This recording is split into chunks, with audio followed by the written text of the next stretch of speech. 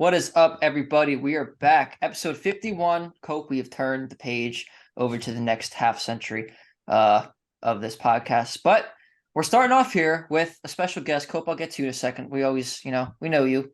You're you. But Tommy Godin is here, Villanova writer. Tommy, how are you? I am great, Kyle. Thank you so much for having me on. I'm really excited to be here. And we're really excited to have you. All right, Cope, now it's your turn. How we doing? Okay. I'm well. I'm well. Happy to have Tommy on. Big Villanova guy is getting the dog days here. Want to try and get somebody on from every school. I had met Tommy. I actually met Tommy at J Wright's last home game. I was there covering it for another publication.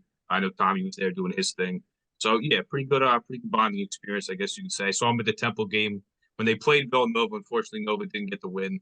But held the game on a Friday early in the season. So Tommy, thank you for having on, for coming on. Excuse me. Yeah, great to always be on talking Big Five, but happy to have Tommy on. Yeah, absolutely. That was my first home game covering Villanova that I ever covered. The game that I met you at. So coming full circle, it's kind of fun. I'm a big fan of this show, and it's great to be here. Hey, and it's great to have you. All right, let's get started. First and foremost, you just got a new gig. So first and foremost, tell us where you work and all about it. I want to hear about it. Yeah, so I am part of the newly licensed Nova Insider Network. Be hosting a show, the Mainline Minute. It'll be semi-daily. I'm going to try and get it up as daily as I can, but 10, 20, 25-minute episodes in your podcast feed a couple times a week, just keeping you up to date on all things Villanova basketball as they come, on whether you're on your lunch break at work or driving to work, whatever, just quick episodes. I'll still be doing my writings for VU Hoops and the Road to the Garden podcast covering the entire Big East. But this is new this year, the Nova Insider Network, the Full 40 podcasts, Nova Tip Time, bunch of great people that we're going in it with. And I'm really excited for the content that we're going to be putting out. And we're very excited to listen to it. We'll give you an opportunity at the end to plug all that too, for sure. But let's go over to Villanova real quick. So last season, obviously, not what people hoped it was going to be. They were ranked preseason, ended up, around the 500 mark for the season. Didn't make the tournament. First year of Kyle Neptune, a lot of injuries. What is your evaluation on how last season went? Was it just a victim of circumstance? Did something else go wrong? Was it just the injuries? What was the deal?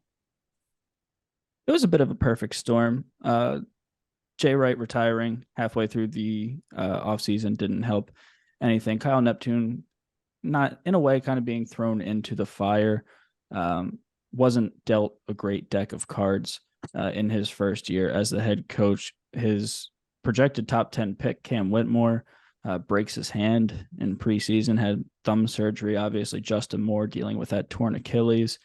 Brandon Slater played most of the year hurt. There was not so much excuses, but just reasons why this team underperformed. It makes sense, but finishing right around 500 was, I don't know if I'd say Jay would have finished around 500. I think he would have, I guess we'll never know, but I think he would have finished a little bit better. But for his first year at head coach, I think Kyle Neptune did a great job. Ooh, sorry. I want to piggyback off that, Tommy. Speaking about Cam Whitmore, draft's fresh in our minds, so I want to go right to that. Got drafted number 20 by the Houston Rockets. Me personally, I would have taken him as high as number 3. I think there's a good chance that he actually is a better pro than Brandon Miller. And when we look at their careers and in their entirety, he'll be a better player. But apparently, it was medicals, bad interviews were the reason for his slide. I had never heard of any of that. I know he had obviously had a thumb injury. Apparently, he had a knee injury while he was in high school. But I didn't know any further medicals, anything, more about the people said bad interviews. They really didn't expand more upon that. So when you saw him get drafted 20 by the Rockets, obviously it had to come as a huge surprise to you. But is there any validity to these medicals or bad interviews? Because it seemed like it just happened. They came out a couple days before the draft, and then he had this slide that nobody saw coming. I don't know. With Cam, he is a generational talent. He just turned 18 right before the draft. His athleticism, his numbers in the combine jumped off the page. His vertical, his standing jump. all that good stuff. I mean, say what you want about the interviews. I mean, the kid's been through a lot. He lost a friend during the season. Um, I mean, he's just a quiet guy. He's an introvert as it is. I don't know what went into him falling from, kind of being a lock in the top 10 to 20th overall to Houston. Like you said, I thought he could have gone number 4 to Houston. But they got him at 20. I think it's the steal of the draft. I guess it'll come out when it comes out, but no, I don't think there's any validity to. I've seen reports saying that his knees are shot and Kyle Neptune bashed him. I don't buy any of that at all. I don't know what happened specifically. I'm gonna say more so it being maybe a couple lazy workouts, maybe a couple bad interviews, but it'll come out like it always does. Yeah, no, I agree. And I think when you watched Cam, if he got interviewed after a game, he gave like very Villanova answers. He seemed like he was a quiet dude that just said all the right things. But when I see these things that he had bad interviews with the medicals, I heard that with the knees too, that they were shot. I don't know where that came from. Because you look at, like you said, you look at his verticals, there was a picture of him in the pre-jab process, basically clearing the vertical thing or whatever that thing's called, where you got to flap the flaps around or whatever. Basically cleared the thing. Yeah. So I don't know how you can look at that and say his knees are shot. It's very confusing to me.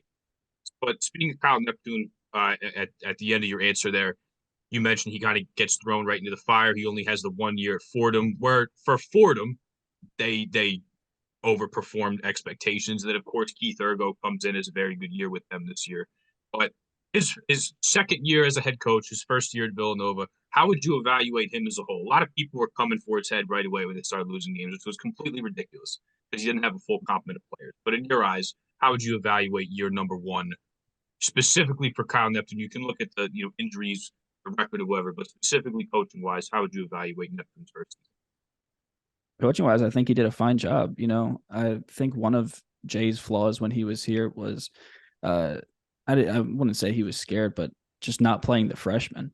And you saw a lot of Mark Armstrong. You saw a lot of Cam Whitmore. You even saw some Brendan Housen in there, which was nice to see. I don't think he would have seen the floor if Jay was still here. So it was nice to see him integrate a couple of the underclassmen as well as some of the senior leaders.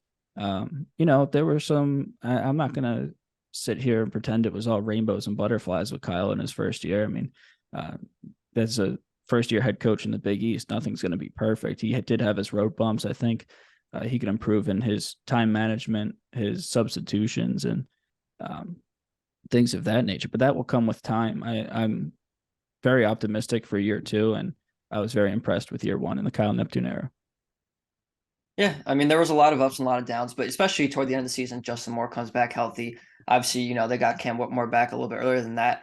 They started to ascend at one point. I mean, before the Big East tournament, they were playing some pretty decent basketball.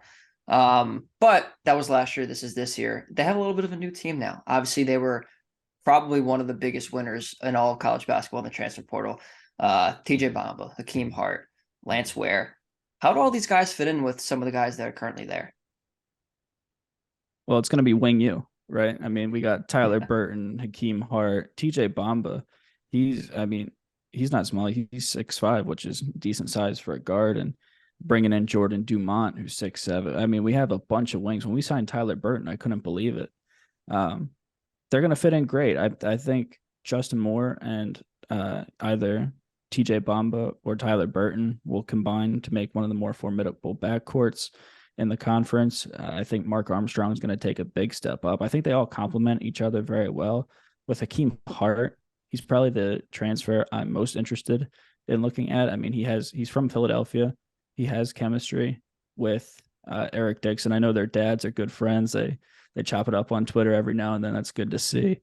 But yeah, I think when Kyle Neptune's going out and he's looking in the transfer portal, he's not just looking at the best available players. Villanova was in the mix with Hunter Dickinson, which was a little surprising to me. It was cool to see. I've never seen that before in all my years of covering this team. Villanova in the mix for a big name transfer. But yeah, I mean, when Kyle goes out and gets guys, he doesn't just go get who scored the most points. You know what I mean? He gets guys that fit Villanova culture, hustle on defense, good defenders first. He preaches that all the time. the offense will figure itself out. And I think he got a lot of missing puzzle pieces in the transfer portal. Yeah, and I want to go back to your point there about, the Hunter Dickinson situation and them not usually going after guys like that. Are you noticing a difference so far? Obviously, this transfer portal haul for Villanova is unprecedented for them, but do you think this is going to be a route that Kyle Neptune goes for more often than, the big name recruits under Jay Wright that sometimes maybe sat a couple years, learned under the senior classmen or upperclassmen rather? What do you think about this whole situation with the transfer portal being what it is and Kyle Neptune utilizing it to the best of his abilities? That's a good question. I don't think that this offseason is going to be sustainable for Villanova culture. And going forward, I don't think it's something that Kyle Neptune is going to lean heavily upon. Like I mentioned in the open, I mean, he took over the job in the summer. It was kind of an impromptu thing, and it's hard to recruit guys in 23 and even 24 to Villanova when, they already have this rapport with coaches that have been there before that are offering them. So I think he's overhauling the roster this year, bringing in some guys that he likes. But I think going forward, he's going to move back to, I mean, if I had to guess, I would assume that they're going to move back to a traditional sense of recruiting. I know they have a lot of offers out to 2025 kids, Malik Thomas, Cooper Flagg. So on Twitter, we offered someone who was 13 years old the other day, like a verbal author, like craziness. I do think that it's going to go back to more of recruiting kids and developing them the Villanova way. But I mean, man, it's cool to go on Twitter and see like the biggest winners of the transfer portal and Villanova's there. And it's just such a shock because it just never happened before. Yeah, no, absolutely. And two guys I want to ask you about a little bit further. The first being Lance Ware, because when we were talking about Villanova last year, obviously like the last couple of years, they've been very low in block percentages. They just don't have a big guy besides Dixon, not on Joku, not being able to play last year and playing seldom. So they bring in Lance Ware. And although he was a backup to Oscar Tshiebwe last couple of years, you bring in a good athlete, a guy who can catch lobs, can put back dunks, and block shots. Do you think that, although on the long list of things, I just think that, with the injuries and everything, there was reasons why the record wasn't as it was. But did you think that a point of emphasis was at least bringing in a true five that could spell Eric Dixon? They wouldn't have to play small. Like, do you think a center was on the top of that list of transfers? Absolutely. 100%. There was one point in the offseason when, I mean, with this transfer portal and recruiting nowadays in this landscape of college basketball, you have to almost recruit your own players to stay at the end of the year. I think Eric Dixon, excuse me, I think Eric Dixon for his pro prospects is better off playing a 4. So I think bringing in a 5 was maybe not at first what Kyle Neptune and co had in mind. But Lance Ware was, I mean, that's just a home run pick. Like you mentioned, Like you mentioned, he was backing up Oscar Tshiebwe. So when you look at his numbers, 2 points, 2 rebounds a game, it might be puzzling to some people who just look at his name in the box score. But if you really break it down, he's somewhat local. He's from Camden, went to Camden High School, 6'9", like you said. I mean, he was at Kentucky playing backup center in the SEC. He's not going to be required to do as much at Villanova as he was doing at Kentucky, rather. So I think if he could just block some shots, grab some boards, and catch some lobs, I mean, I think if he knows his role, that'll be a home run pickup for the Wildcats. Yeah, absolutely. I mean, I just feel like they needed a center, and you're absolutely right. Like, there's only one guy, there's only 1 or 2 guys every year that back up the player of the year. And, and Right. you're not going to play very much, and that ended up being him. The second guy I want to talk about, you mentioned Tyler Burton, super late addition, went to G League Elite Camp, did not play well, and then he decides to come back to school. Transfers from Richmond, who is losing just about everybody. And for him, if it's going to be your 5th year, I was advocating for him because I really like his game, and I've watched him a lot in the A10 the last couple of years, to try and move up into a better conference where if you want to go pro, and the best thing for his draft stock for next year is to go prove that you can put up numbers in a big conference. So Nova gets his commitment very late, but it happened very quickly. I mean, in a day or two, by the time he announced he was coming back to school and transferring, Nova was right on him. And with Hakeem Hart and TJ Bamba coming in, I said, okay, maybe they're done. Maybe they're not going to get another guy. And then they they got in there quick and swooped up Tyler Burton. So how did this happen so fast? How is he going to fit in now that they already have Justin Moore, Keem Hart, DJ Bamba? Like, do you think he's going to come off the bench? Do you think he'll be a starter? What do you think his role is next year? That's another great question. And how it happened so fast was Baker Dunleavy. From the second Tyler Burton hit the transfer portal, Baker Dunleavy was on it like that. And hiring a GM is invaluable for this program. I think in the next year and a half, you're going to see over half of these schools with GMs to kind of navigate NIL, take some pressure off the head coach. But yeah, like you said, when he hit the transfer portal, I mean, we got that Trilly Donovan tweet on the Twitter timeline that said school to watch out for, Villanova. And I rubbed the sand out of my eyes to make sure that I was seeing that right, because I thought we were done. We had enough wings.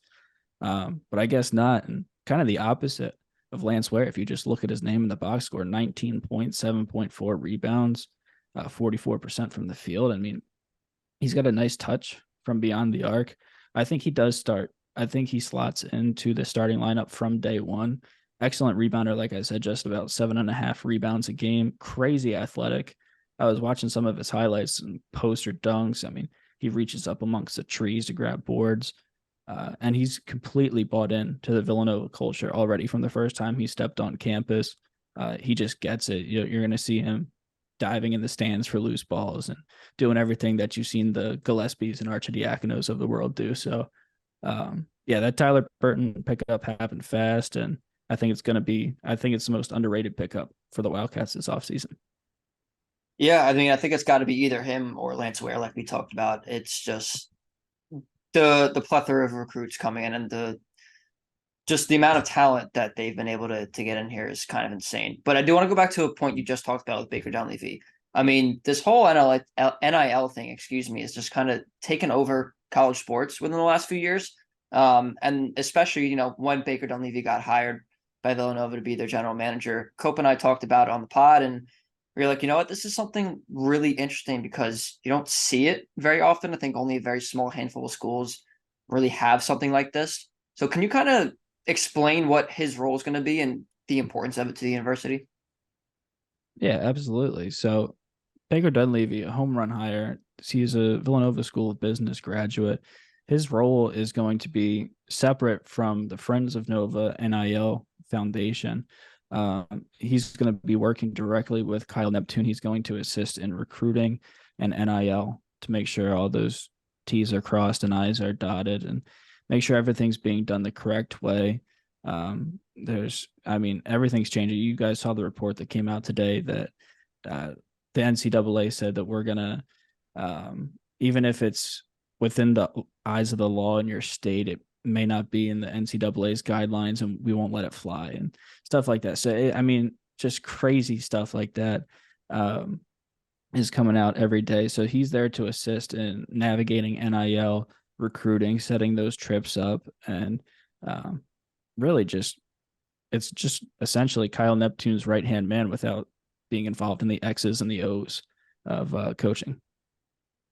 Which is important because, like I said, in this NIL landscape, you kind of need someone like that who's going to be able to control things not on the court. Kyle Neptune's fairly qualified, just an understatement, to be able to run the X's and O's on the court. So no issues there. But let's fast forward a little bit to the actual season itself.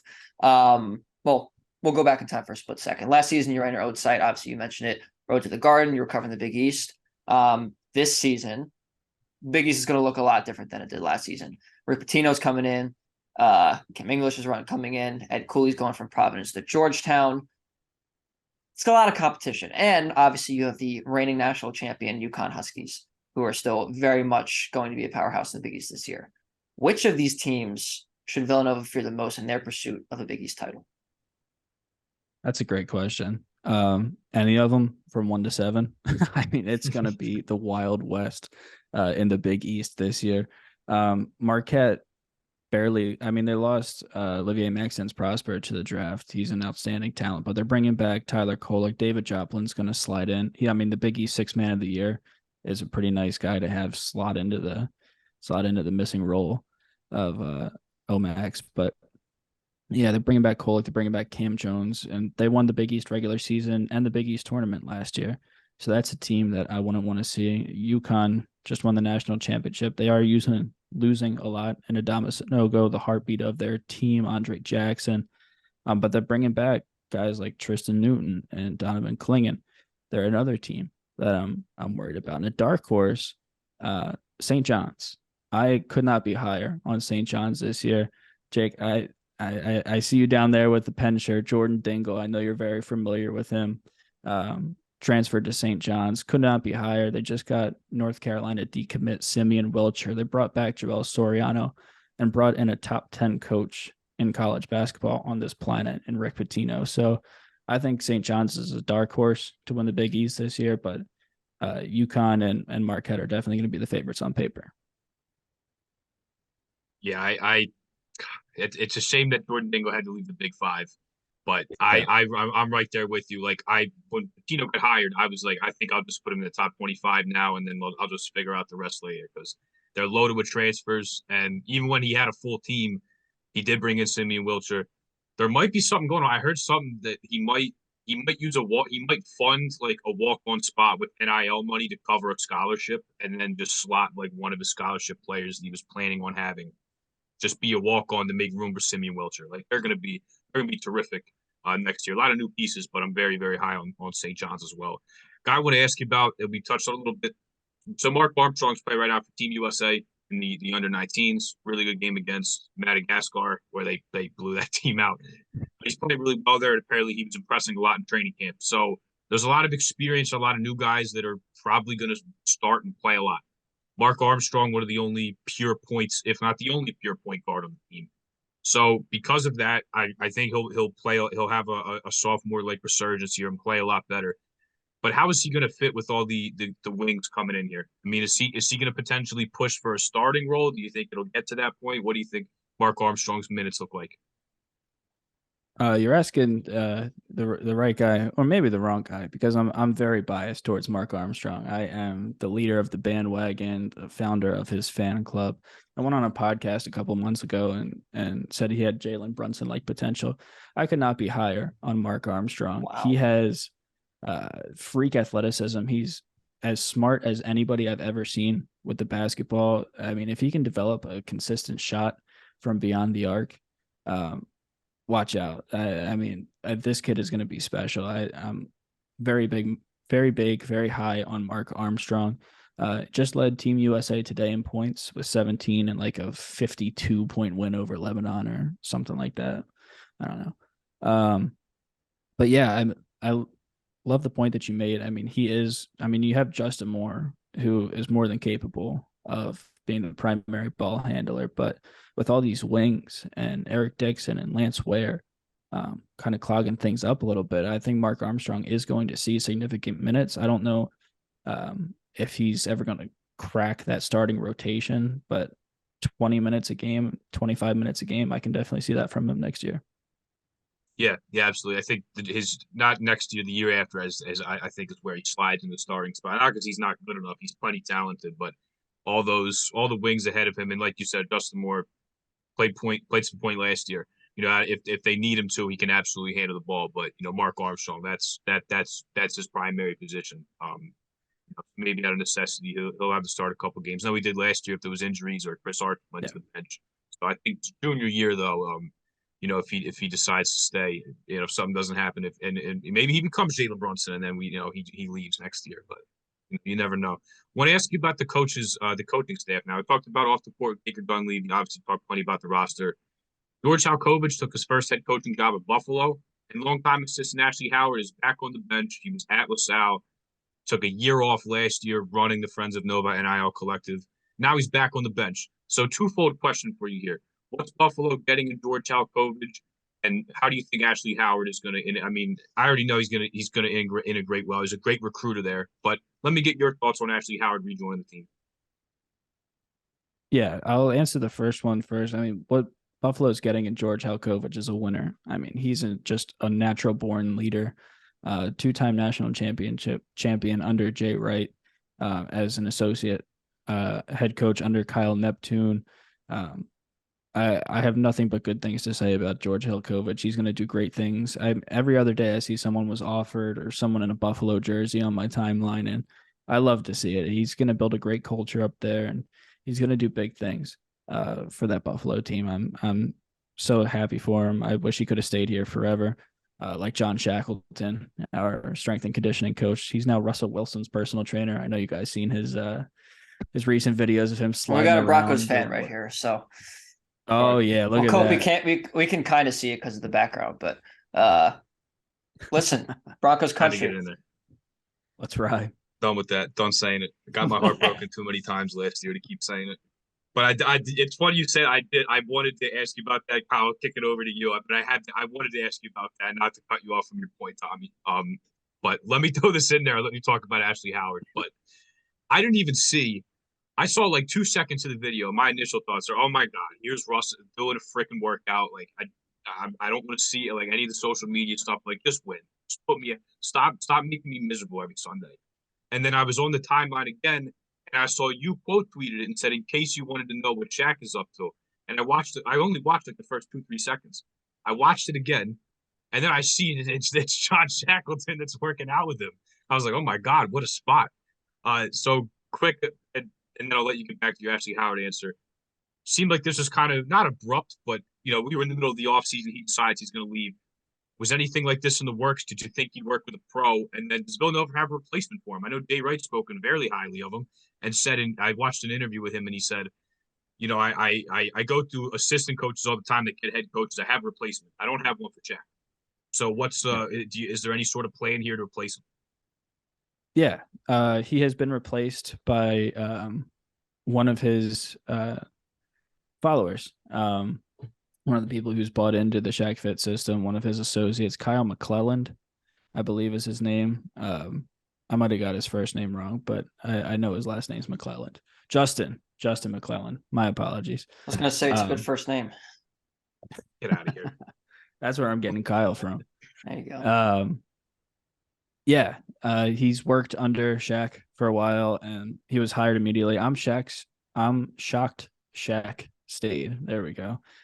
For an extra year. I thought once Jay was gone, Shaq was going to go with him.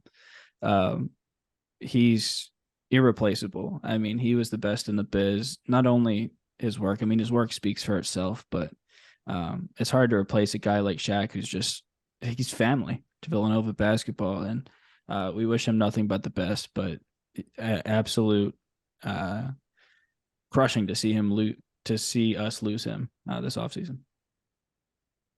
I'll let you get back to your Ash. I interrupted you, and I'm sorry. It's what the Broncos do to me when you're miserable, and they lose like pretty much every Sunday for the last 6 years. I get emotional. So let me get your thoughts on Ashley Howard coming back to the bench, and then I'll kick you back over to Kyle before I start ranting about the Broncos.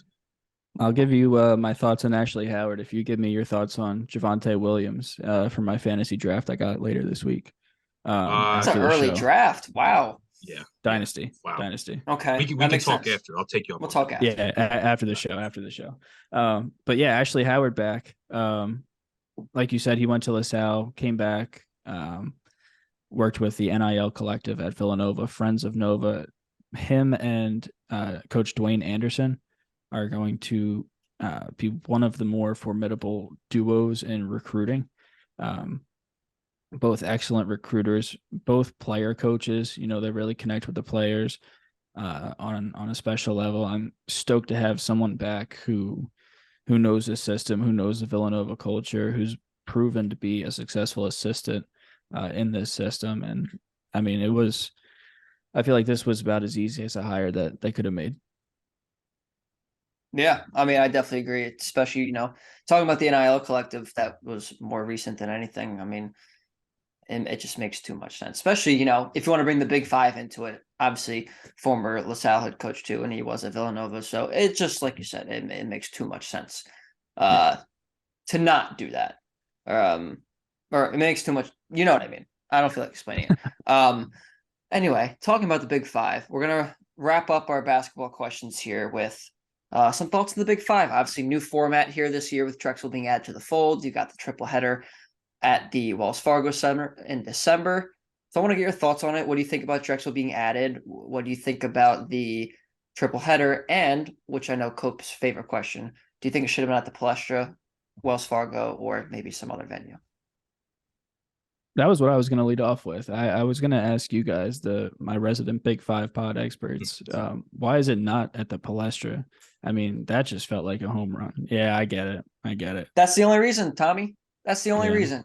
It's money. And like I get it, because they want, if they're making it as big as they think they're going to make it, which I hope they do, the Wells Fargo Center is much more equipped to put people in seats than the Palestra is. However, you want to talk about the history of the Big Five, which is the thing that people harp on the most when talking about the Big Five, then it's the Palestra that's the most historic venue, not even just in the Big Five or in Philadelphia, but probably in college basketball.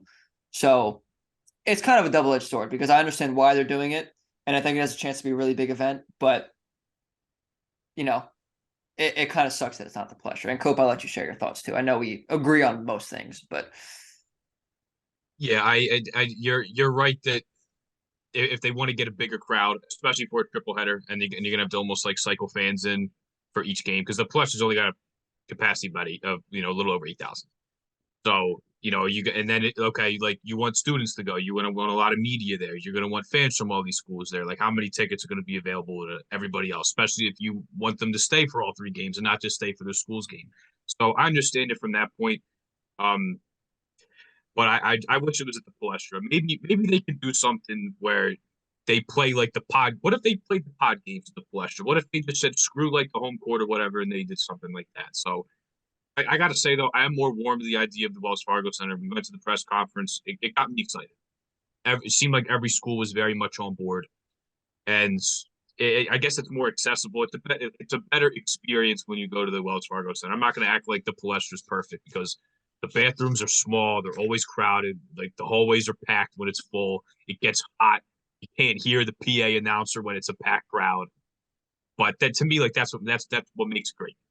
So I hope they still play games at the Palestra. But I will say, Tommy, I have warmed up to the idea of the triple header at the Wells Fargo Center.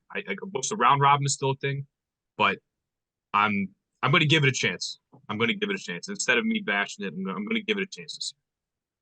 I also wish the round robin was still a thing. I don't mind the addition of Drexel though. I like the even six. I mean, do we have a trophy? That's another thing I wanted to ask you guys. I have not heard anything about a trophy. I don't know if you have, Cope. I would imagine there is one, and I'm sure like they'll do some sort of promotion on social media about it when it gets closer to like the triple header. Yeah. I don't know what it'll look like, but I would imagine there is one. I like that. I like making it more official. I mean, the trophy before was just bragging rights down in Sea Isle every summer, and I like the idea of making it a little bit more official. No, I mean, there needed to be change, and this is going to be good for all parties involved. Yeah, 100% agree. I mean, change is one of those things, especially with something like this, where it's a big tradition, where it's like, people begrudgingly do it, but I think in the long run, ultimately, I'm optimistic that it will be for the best.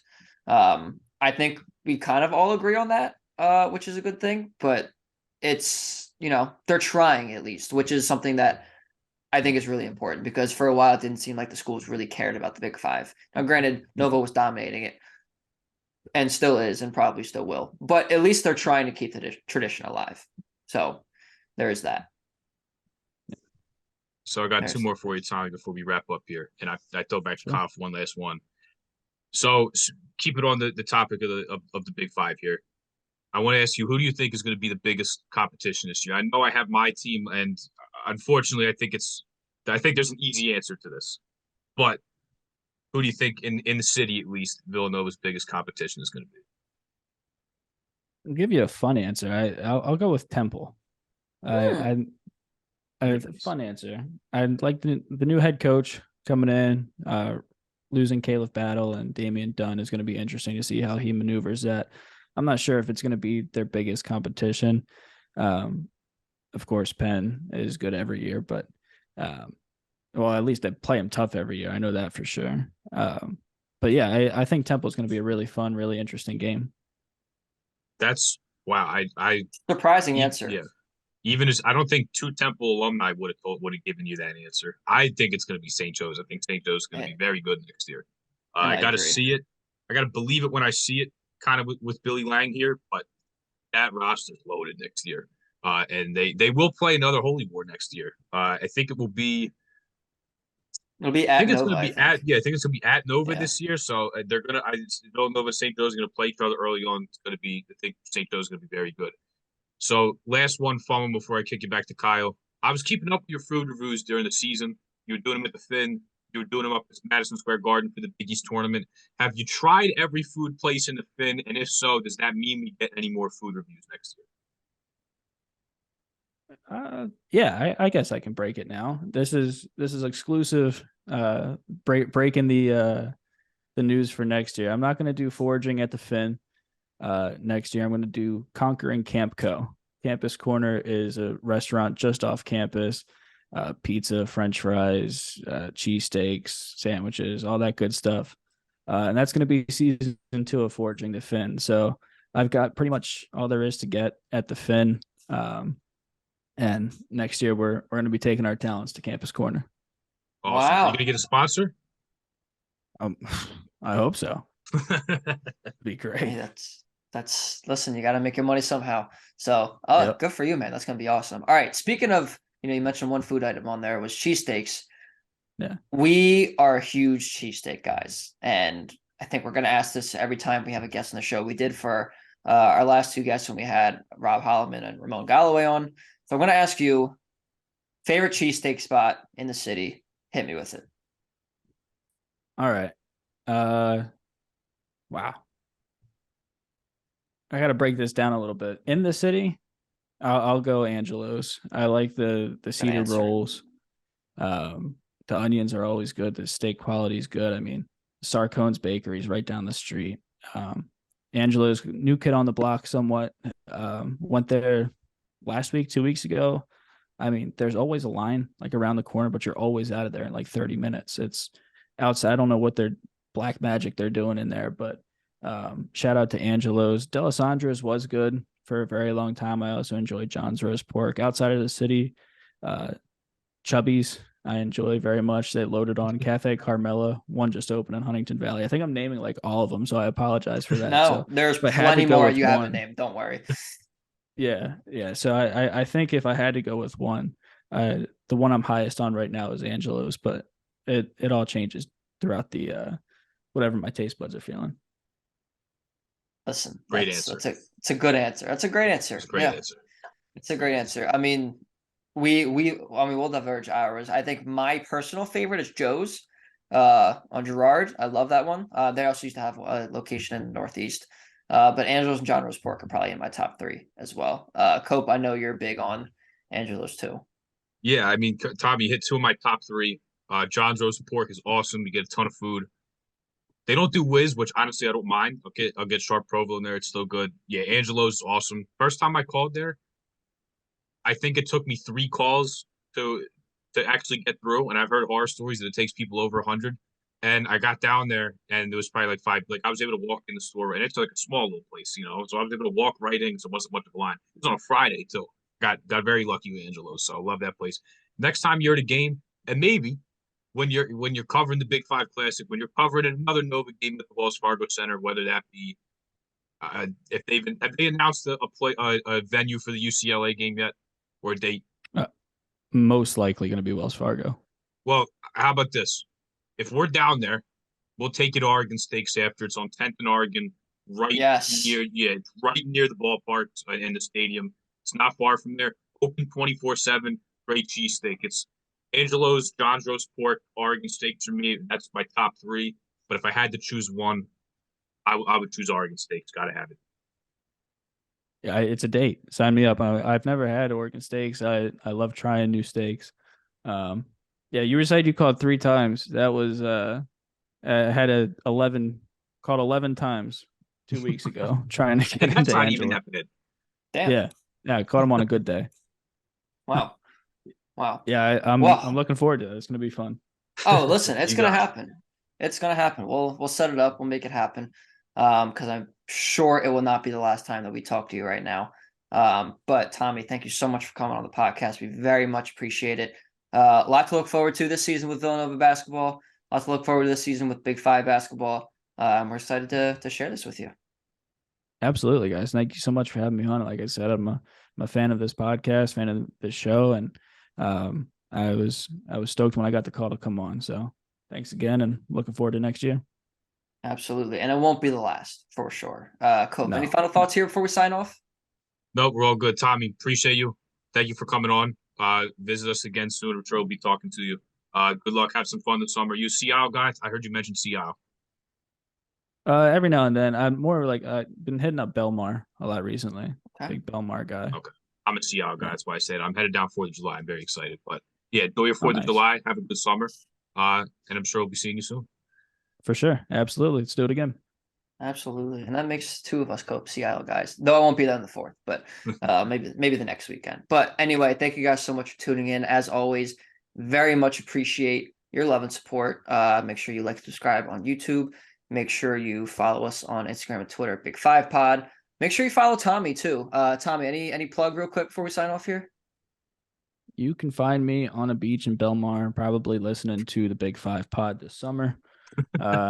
This winter, you can find me on Twitter at Tommy Godin Jr. There you go. There Nice. you go. Keep up with everything that he does, and he does a lot. Definitely keep up with that. And of course, if you want to listen to audio-only versions of this podcast and Tommy's podcast as well, hit up Apple Podcasts and Spotify. And with that being said, we'll see you guys next time.